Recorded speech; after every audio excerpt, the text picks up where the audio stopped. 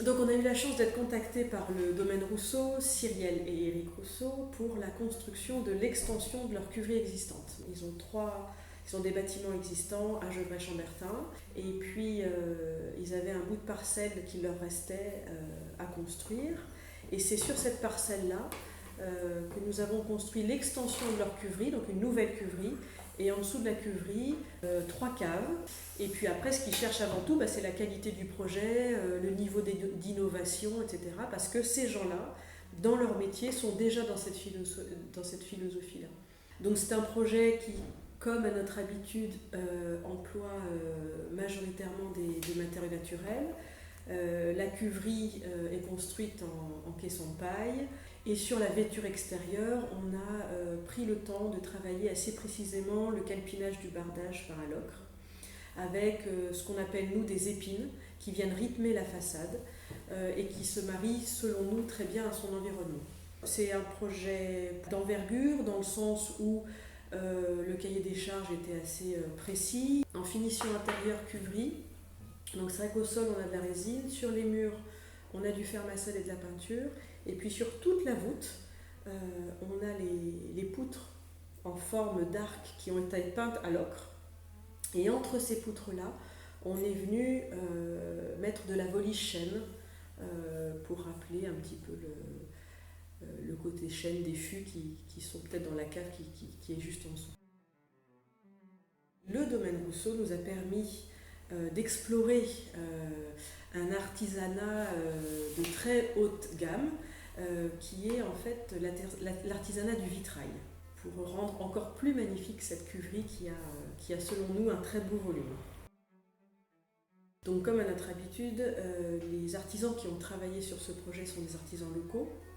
Et puis les matériaux, bien sûr, s'ils peuvent être approvisionnés le plus localement possible, c'est ce qu'on a fait, avec les enduits terre, avec la pierre qu'on a utilisée dans les caves, parce qu'on a fait des caves voûtées en pierre, le bois bien évidemment, et puis la paille qui sont acheminées dans un rayon de pas plus de 100 km. Quand on construit une cuverie, ce qu'il faut analyser, c'est la manière dont est utilisée la cuverie. Dans notre cas, c'est-à-dire dans le cas de la cuverie Rousseau, les cuves ne sont pas thermorégulées. C'est l'ambiance du lieu qui doit l'être, qui doit être rafraîchie. Et là, on a eu une demande entre 10 et 15 degrés sur des périodes très précises pendant l'année. Donc ça demande à construire un édifice extrêmement bien isolé. On fait très très attention à l'architecture extérieure du bâtiment, la forme a été très travaillée. On est dans un environnement classé, on a travaillé avec l'architecte des bâtiments de France sur la teinte de l'ocre qu'on a mis en œuvre sur le bardage. Parce que c'est vrai que quand on s'éloigne du bâtiment et qu'on se met dans les vignes, sur le fond du bâtiment, on a une église classée qui est juste à gauche et des bâtiments de patrimoine qui sont sur la droite. Et c'est vrai que quand on a une vision d'ensemble de ce bâtiment avec ce fond historique, il fallait que ça marche extrêmement bien, qu'on ait une architecture très contemporaine dans un environnement classé.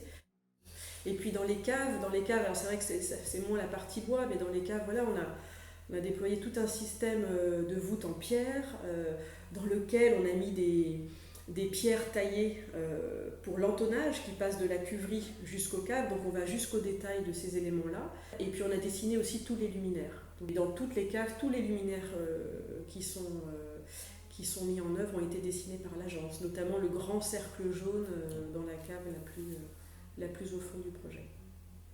Voilà. Donc un soin du détail permanent, un soin dans la technicité aussi, parce qu'on est sur un projet qui doit fonctionner bien, vite et tout de suite. Là, on a livré le projet le 22 juillet 2021. Et là, pendant que je parle, ce sont les vendanges. Et je suis passée l'autre jour les voir, ça avait l'air d'aller bien. Donc je pense que le projet fonctionne. Mais finalement, c'est ce qu'on attend, c'est qu'au-delà de l'esthétique du projet, de la qualité structurelle du projet, des matériaux utilisés, il faut que ces lieux-là, qui sont des lieux de viniculture, fonctionnent très très bien pour les usagers.